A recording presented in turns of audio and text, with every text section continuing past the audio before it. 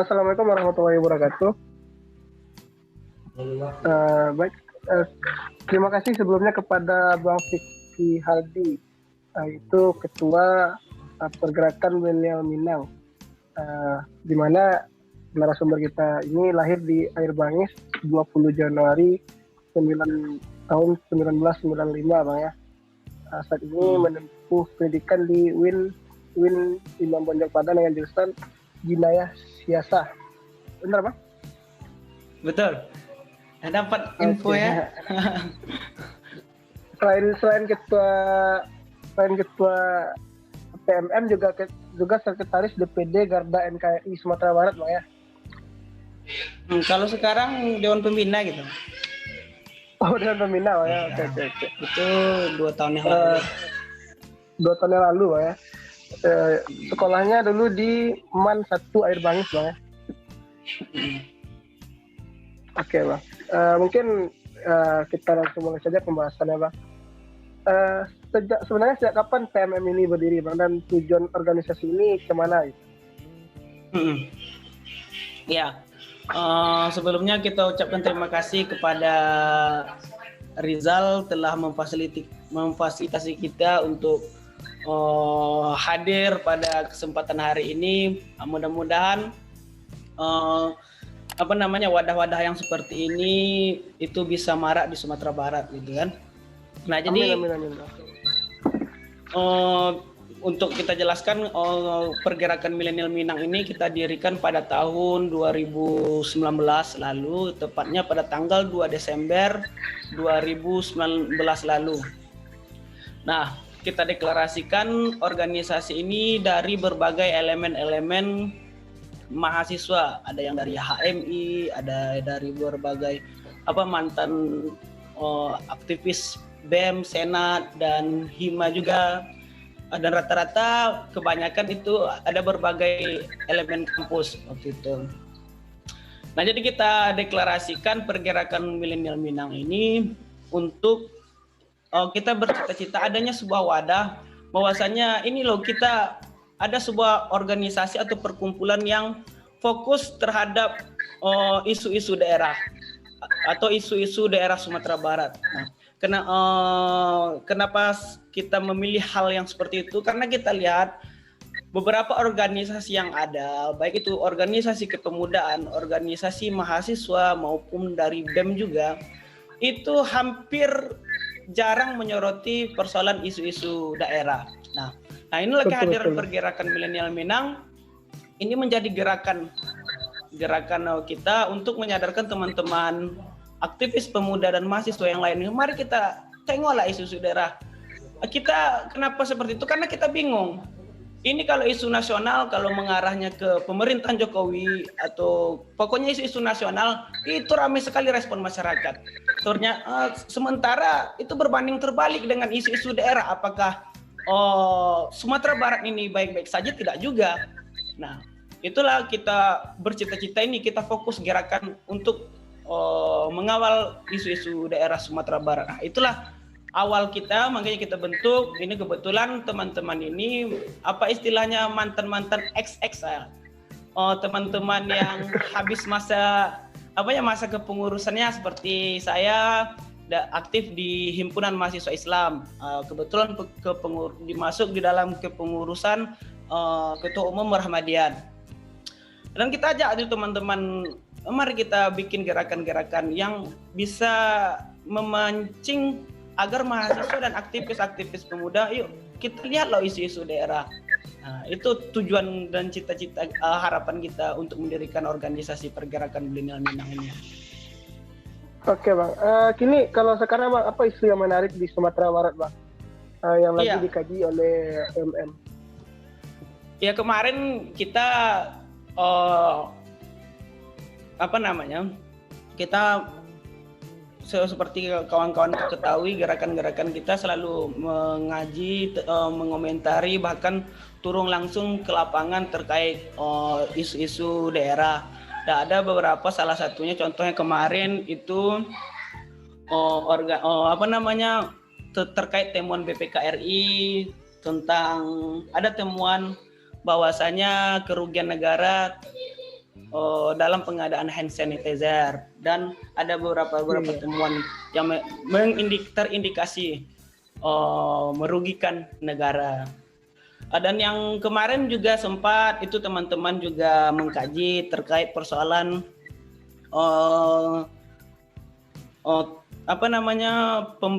pemberhentian atau merumahkan ribuan THL di Pasaman Barat. Ada 3.200 tenaga harian lepas itu dirumahkan. Nah, itu teman-teman juga bersuara karena pemerintah daerah Pasaman Barat dia hanya memecat, tidak ada memberikan solusi. Nah, teman-teman dari PMM ini hadir memberikan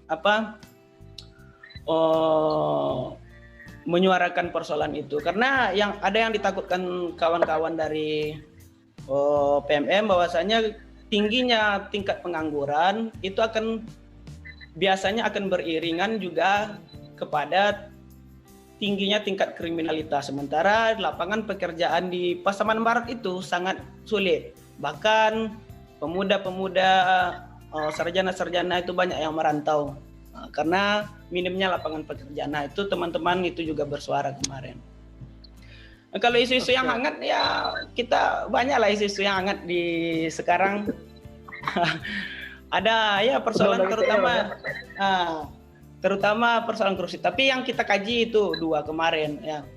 Ternyata apa yang kita duga itu terjadi kan. Statement-statement yang kita duga ada yang hilang. Seperti itu. Ya, biasalah kan. Berarti banyak isu yang dikawal oleh PMM ya. Kalau boleh tahu Bang, sejauh ini ada berapa bidang atau ada berapa divisi dan berapa sih anggota PMM itu hingga saat ini, Bang? Iya. Nah, jadi sekarang itu ada nih, kebetulan saya masih ingat, ada pertama ketua umum itu yang inti KSB lah, ketua, sekretaris, bendahara, dan ada ketua bidang dari pemuda, mahasiswa dan pelajar. Ada ketua bidang kajian politik dan strategis, dan ada juga ada kita catat tadi. Ada, kalau tidak salah ada 5 gitu. Memang PMM ini iya, ada 5 bidang tentang kesejahteraan umat juga ada. Nah, jadi begini. Sebenarnya untuk kepengurusan kami dari pergerakan milenial Minang ini belum didefinitifkan setelah kita deklarasikan. Nah, itu yang unik. Kapan rencananya, Bang? Kapan rencananya? Iya. Jadi rencananya itu kan kemarin itu kita 2019 awalnya kan ini. Setelah kita ingin mendefinitifkan, ternyata ada sebuah fenomena yang terjadi di dunia ini. Nah, sehingga mahasiswa teman-teman aktivis ini pada pulang ke kampung. Dan balik kemarin, saya semester awal kemarin, saya sampaikan kepada teman-teman, apapun yang terjadi, apapun kita harus gerak. Untuk semester ini sampai ke depan, harus gerak. Nah, makanya kita kemarin turun persoalan aksi-aksi terkait COVID, dan salah satunya untuk memperkenalkan pergerakan milenial Minang ini kepada teman-teman, supaya teman-teman ini bisa bergabung kepada gerakan-gerakan yang kita bangun. Dan kemarin kita sudah dudukkan bahwasanya sebelum kita definitifkan, tentu kita tidak mau merekrut teman-teman yang ingin numpang-numpang aja. Artinya kita ingin merekrut bahwasanya teman-teman ini satu visi sama kita. Satu visi. Jadi ada beberapa pengujian lah istilahnya dari kami. Pertama, kita ingin membentuk dulu pertama open recruitment, beberapa pelatihan-pelatihan, dan ada beberapa, ya kita nggak perlu banyak-banyak. Yang penting niatnya mau loyal dan mau bergerak. Jadi kemungkinan 2 bulan ini paling lama itu semua pengurusan kita definitifkan semua. Kalau sekarang yang aktif itu hanya KSB. Oke, kalau sekarang kan Bang? Kan sedang open recruitment, Bang. Itu berapa lama, Bang? Dan sampai saat ini sudah berapa peminat Bang atau yang mendaftar untuk bergabung dengan PMM dan apa syarat untuk bergabung dengan PMM Bang? Iya. Kemarin sudah banyak yang nanya-nanya teman-teman ini karena kebetulan juga ini beberapa kita aksi itu kebetulan selalu disorot oleh media. Jadi banyak teman-teman bahkan di kabupaten kota yang juga ingin mendirikan pergerakan milenial ini, Bang. Di Bukit Tinggi sudah ada nggak pergerakan milenial Minang? Di Kota Solo ada nggak Bang?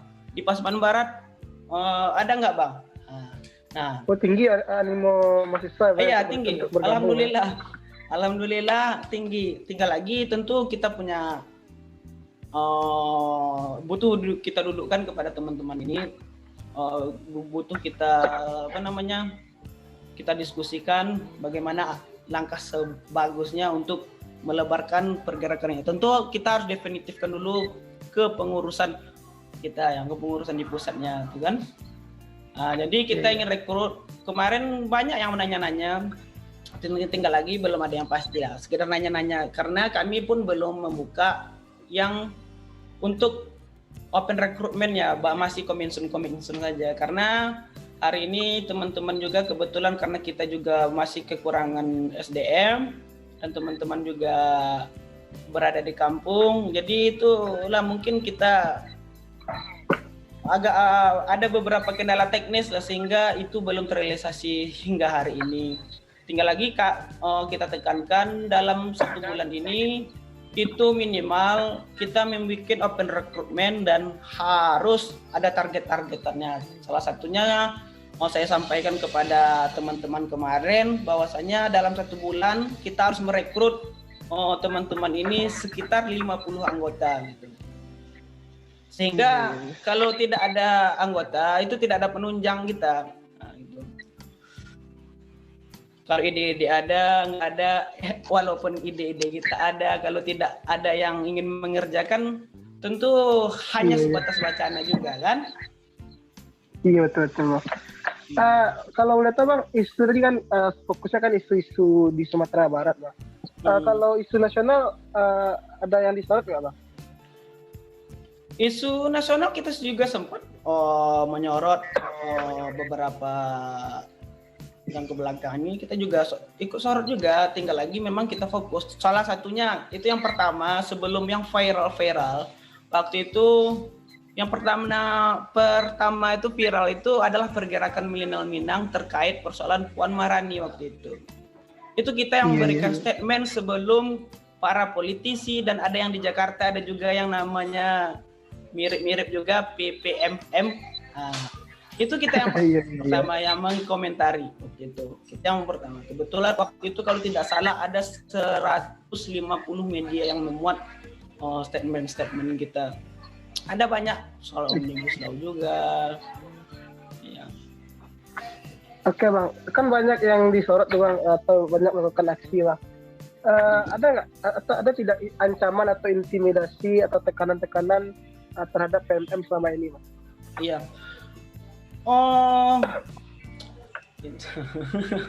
Tentu ini menjadi apa namanya ya. Kalau hanya ancaman itu palingan di media-media sosial. Kita sudah pernah menerima ancaman, ini ketuanya Buya Fikri kan, hati-hati aja. Pernah, tapi kita tidak tahu siapanya kan, hati-hati aja, nanti awas, begini-begini, gerakan kita ya diberikan narasi-narasi negatif.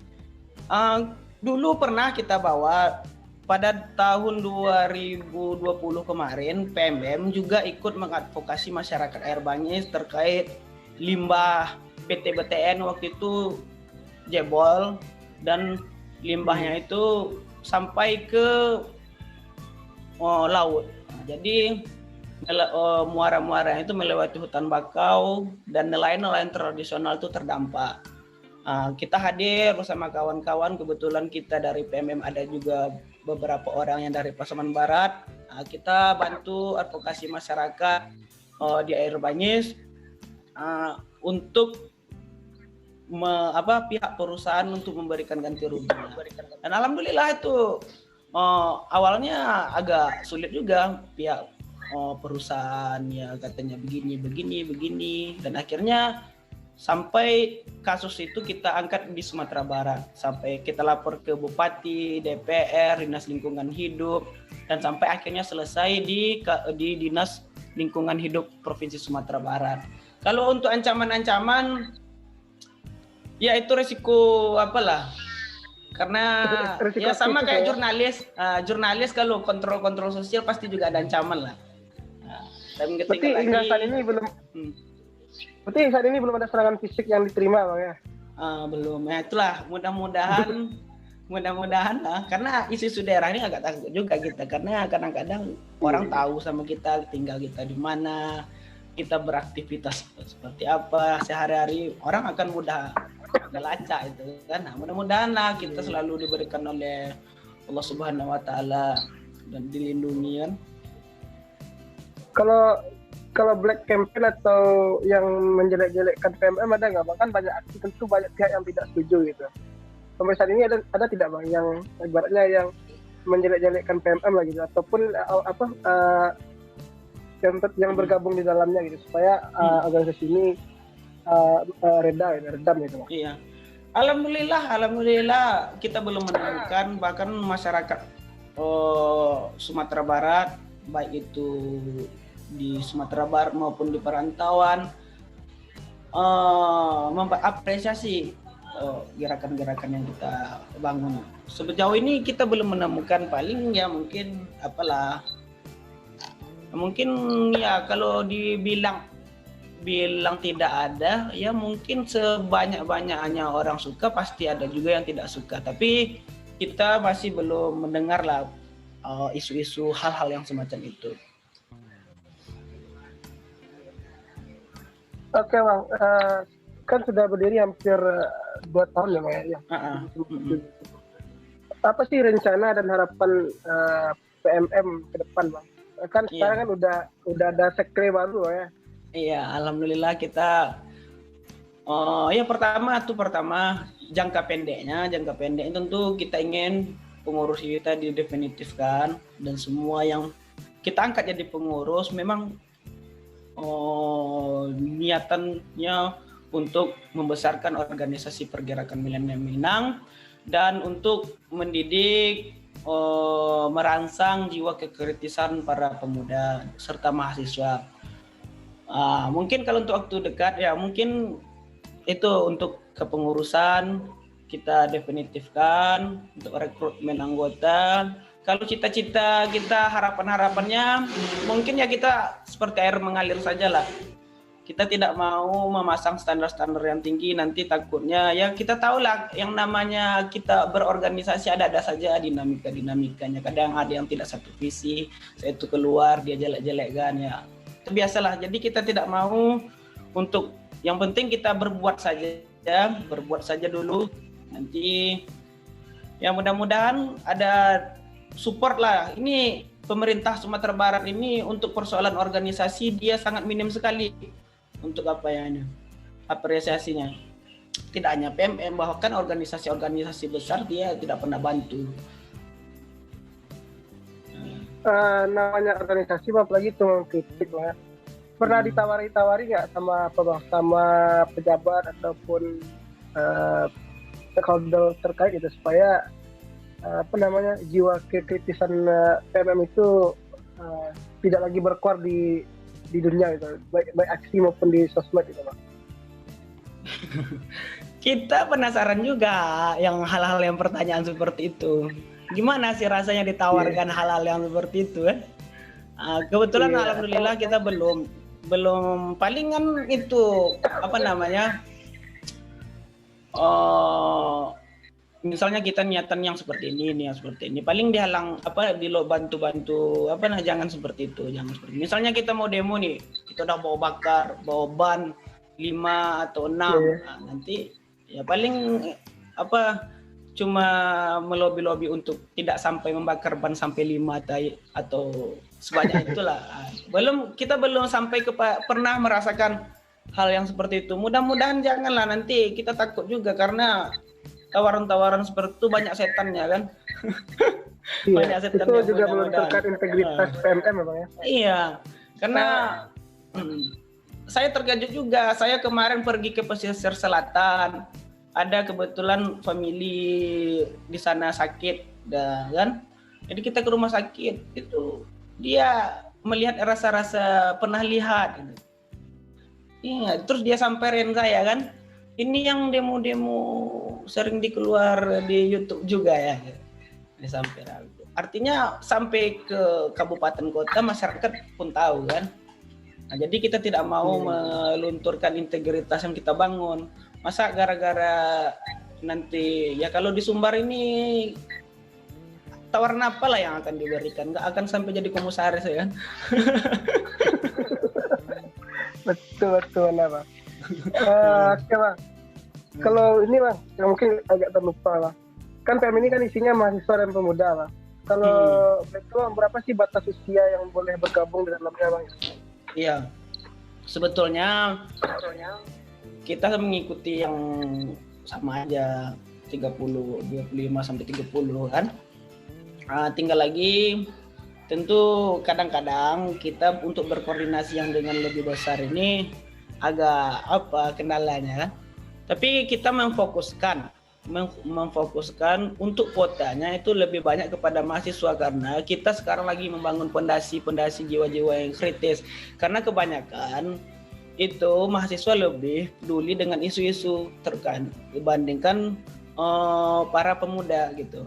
Bukannya kita membandingkan pemuda dan mahasiswa ini lebih bagus karena waktu yang intens itu untuk memikirkan kondisi keumatan dan kebangsaan itu lebih banyak di kelompok-kelompok atau individu-individu mahasiswa. Jadi kita khususkan untuk kita membangun pondasi, kita mau kuotanya di PMM ini lebih banyak mahasiswa.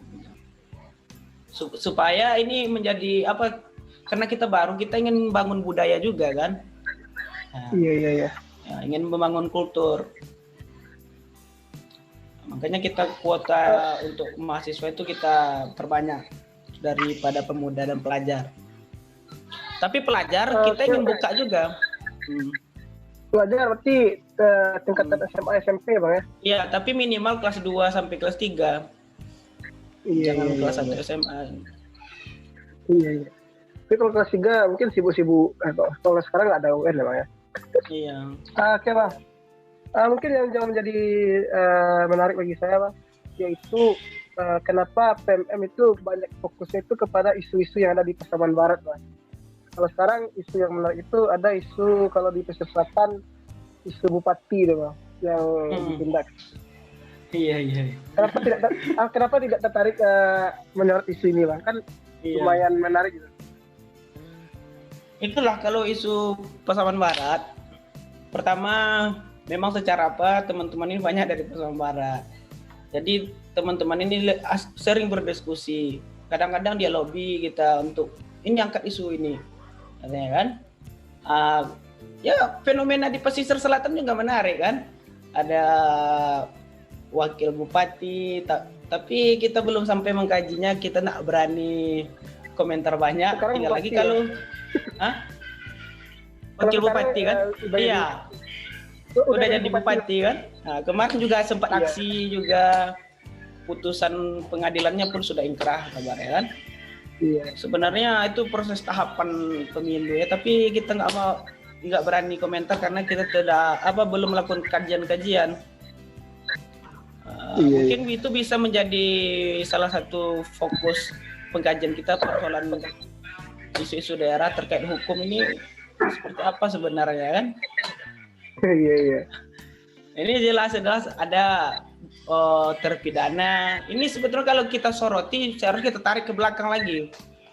Mulai dari persoalan pemilunya ini. Iya betul. Masalah politis sebenarnya Bang. Nanti kalau kita berbicara itu takut dan nanti ditulis rilisnya sama media karena kita belum paham juga kan. Iya betul. Oke Bang, mungkin itu saja Bang yang ingin disampaikan. Atau ada yang ingin disampaikan lagi Bang? Iya. Pertama, terima kasih. Sekali lagi kita ucapkan kepada Afrizal.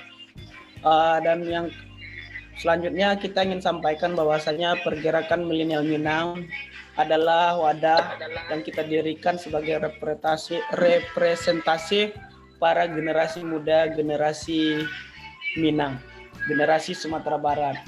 Kami berharap bahwasanya ide dan gerakan-gerakan yang ingin kami bangun untuk kemajuan masyarakat Sumatera Barat sebagai masyarakat civil society, sebagai mahasiswa, kami ingin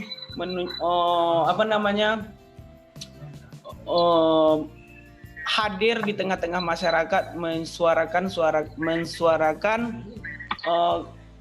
di mana kadang-kadang sebagian kelompok menganggap untuk menyuarakan ini tidak seksi, di mana untuk menyampaikan dianggap politis. Iya. Karena isu daerah ini untuk mengkoternya mudah saja, ini persoalan politis. Kita tidak melihat persoalan politis atau tidaknya, kita melihat sisi keadilannya dan sisi kemanusiaannya. Nah, mari kita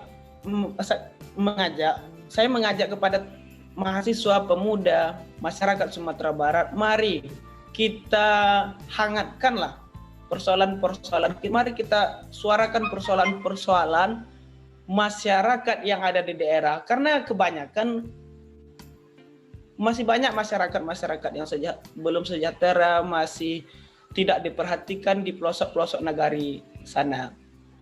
Dan itu kami juga mengajak pergerakan milenial Minang itu terbuka untuk kepada siapapun yang ingin berproses, yang ingin belajar, dan mari kita sama-sama belajar. Kita tidak ada senior di sini, kita tidak ada punya pemodal orang belakang, tidak ada yang bisa mengintervensi kita, karena orang-orang yang di pergerakan milenial Minang itu orang-orang yang biasa lapar.